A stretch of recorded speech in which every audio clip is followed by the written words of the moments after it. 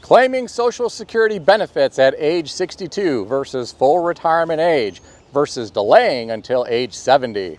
Today, I read an article on CNBC.com written by Lori Knish titled, Social Security's Biggest Myth Leads People to Claim Early, Expert Says. Even a slight delay can boost retirement income. According to the author, many Americans have a misplaced worry that benefits will disappear. The author went on to reference a 2023 Nationwide Retirement Institute survey, which found that 75% of adults ages 50 and up believe Social Security will run out in their lifetime. Here are my thoughts.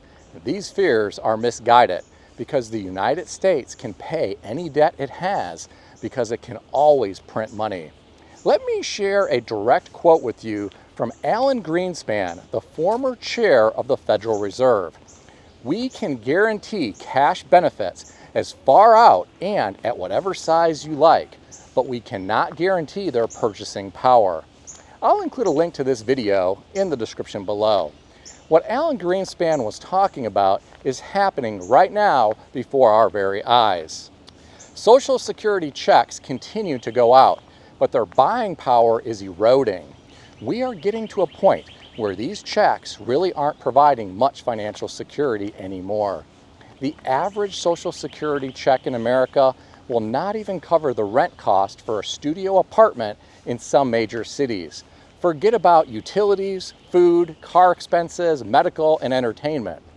However bad the retirement crisis in America is today, I suspect it will be far worse in the future. Many retired people today probably realize they messed up. Some claimed Social Security benefits too young instead of waiting until age 70 to receive the largest benefit for life. Some probably also regret not saving any money for retirement when they were younger. This leads me to the next point that I want to make regarding the retirement crisis in America getting worse in the future. Many young people today can't even begin to think about saving for retirement because they are living paycheck to paycheck right now if they are lucky. Some are not so fortunate. Some are relying on credit cards and buy now pay later loans because they don't bring home enough money in their paychecks to cover their cost of living. Think about what old age is going to be like for these people if they don't receive an inheritance from their parents or grandparents, or if they don't win the lottery. I personally think it is a terrible idea to think that you can work until you pass away. That may not be possible in the future. You could suffer a mental or physical disability, or you could face ageism in the workforce. I think some people should swallow their pride and live at home with their parents or get some roommates and live beneath their means so they can free up cash to contribute to a retirement plan. For people who don't want their money in the Wall Street casino, they could put in place an alternative plan like buying rental properties or farmland to rent out. Getting back to the article, the author shared findings from a bipartisan Policy Center report based on Social Security Administration data, which revealed the most popular age at which to claim Social Security is 62. These people take about a 30% cut for not waiting until their full retirement age. And for every year someone waits past their full retirement age up to age 70, they stand to get an 8% benefit increase. Only 10% of people wait until age 70 to claim Social Security. I know there is this big YouTuber who says he is crushing it, and he advises people to take Social Security at age 62 because that's what he did.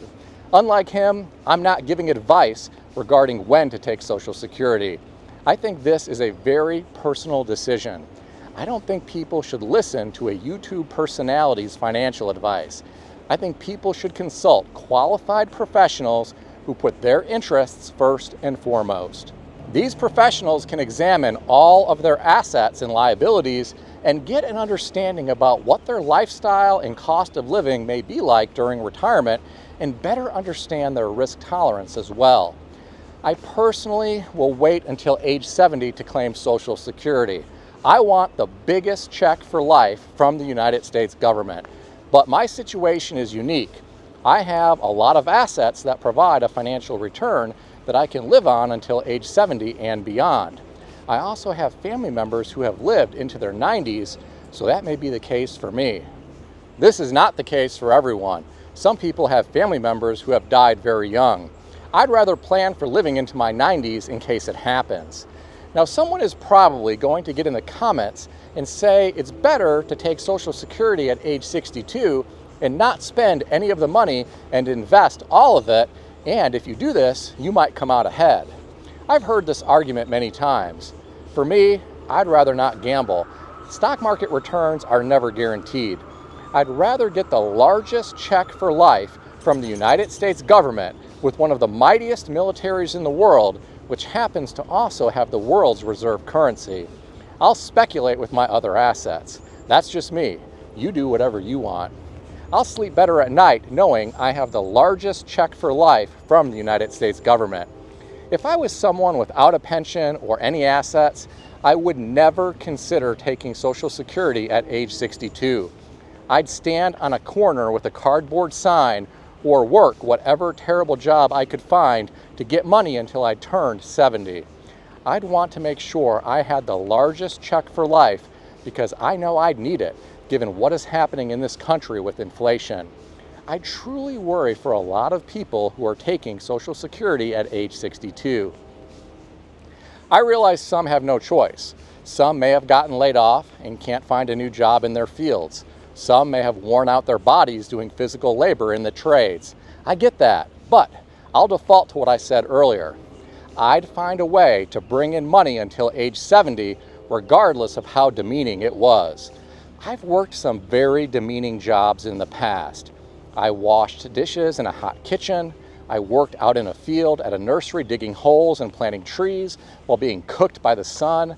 I stood on concrete for 12-hour shifts in a factory with coolant mist and cutting oil mist in the air. I emptied trash dumpsters and chip dumpsters mixed with human saliva and chewing tobacco, and once fell in and got covered in that nastiness. I would do any of those jobs again if I had to, but I'd make sure I didn't claim Social Security until age 70 if I had no pension or no assets. I would not want to end up as one of these people living in a car because my Social Security check is so small that it's impossible to afford rent. That's happening right now in America. I worry that some people are not thinking this through and not getting good financial advice from a qualified professional. What do you think about all this? Share your thoughts in the comments section below. On the topic of retirement, I read another interesting article today.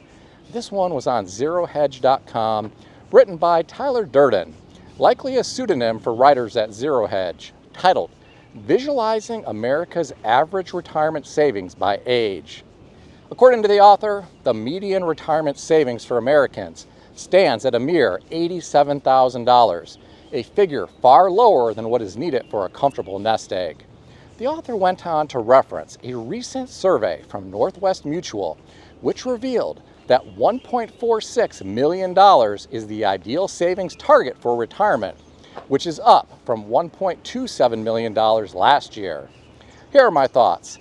I agree that $87,000 is far lower than what is needed for a comfortable nest egg, unless you are going to receive a large inheritance or you have a pension or some other sources of income, such as a business that someone else runs for you, or you have rental properties.